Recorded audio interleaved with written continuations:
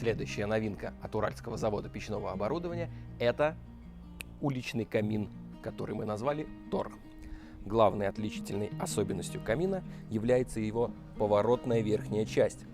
На заводе его ласково прозвали телевизор, потому что он сверху стоит как бы на тумбочке, и его можно повернуть в любую сторону и наслаждаться игрой огня. Также конструкция камина может послужить отличную службу, если будет дуть сильный ветер. 3 стороны камина у нас идут закрытые, и мы можем повернуть его в том направлении, где не будет задувать в него ветер и не будет разносить угли по всему нашему участку.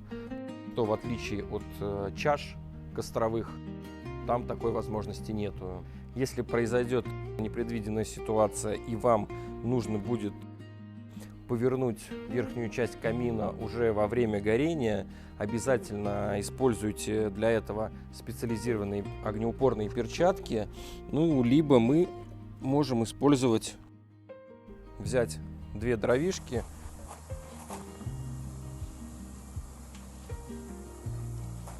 дровишками ее передвинуть в верхнюю часть.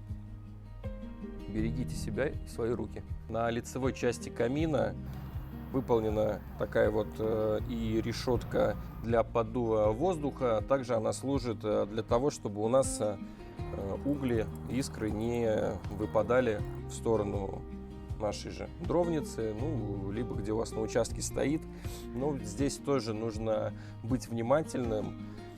Если вы ставите на террасе где-то уличный камин, то, соответственно, под него нужно в каждую сторону от печи желательно сделать защитное покрытие метр, и такой вот квадрат у нас получится, дабы обезопасить себя, своих близких. Все-таки открытый огонь, дерево бывает разное, и искры могут лететь довольно-таки далеко. Нижнее расположение дровницы служит нам не только удобным местом для размещения дров, но и также здесь можно сушить мокрые дрова. К примеру, если вы живете где-то в лесу и собираете дрова сами, отличное место, чтобы подсушить их. У камина очень удобная конструкция. Он состоит из 2 кубов, верхний куб у него чуть меньше. Когда приходит в упаковке, верхний куб у нас вставлен в нижний куб. Соответственно, он занимает мало места, и если у вас это какой-то приусадебный участок дачный, и зимой вы в нем не живете, это отличное решение, чтобы спрятать одну чашу в другую и занести его куда-то в сарай на длительное хранение. Он не будет занимать много места. Друзья, камин покрыт термостойкой эмалью, и она при первой протопке очень неприятно пахнет, сгорают масла заводские, краска полимеризуется и пристает к металлу. Это относится не только к каминам, но и ко всем домовым каминам, банным печам. При первой протопке обязательно делайте это на улице, так как будет неприятный запах и металл будет очень сильно дымить. Обязательно перед использованием любых печей внимательно изучите инструкцию. А сейчас важная информация для любителей пионерского костра. Костровую чашу нельзя загружать более чем на 1/3 от ее объема. Во-первых, это продлит срок службы вашему камину. Плюс это ваша же безопасность.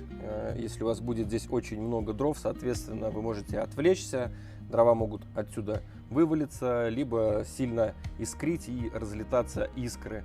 Плюс будет сильное задымление. Для красоты, для эстетики вам предостаточно будет малой загрузки в 1/3 от объема чаши. Камин выполнен из котловой стали марки 09G2S толщиной в 3 мм и на данный момент стоит в районе 9000 рублей. Мы посмотрим на спрос на данную модель и следующую сделаем толщиной 6 мм, и соответственно цена будет в 2 раза больше, и вырастет срок службы. И внешний вид, конечно, будет уже более массивный, такой монументальный. Если вам интересна такая конструкция с более толстого металла, отпишитесь в комментариях, обязательно учтем ваше мнение. Так, что ж, друзья, а я подожду, пока на улице стемнеет, и покажу вам камин в работе.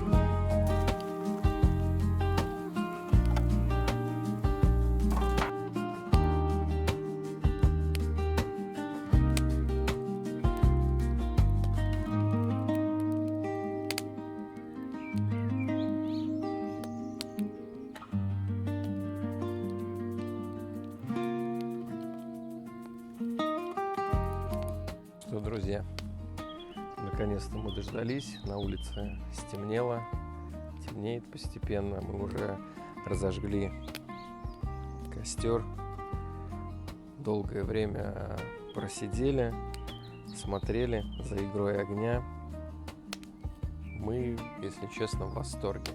Очень разительное отличие от костровой чаши, то что здесь огонь находится на уровне глаз. Это очень расслабляет, ты сидишь в естественной позе, не наклоняешь голову, не смотришь вниз, ты просто сидишь и на уровне глаз любуешься игрой огня. Только посмотрите, какая красотища у нас получилась.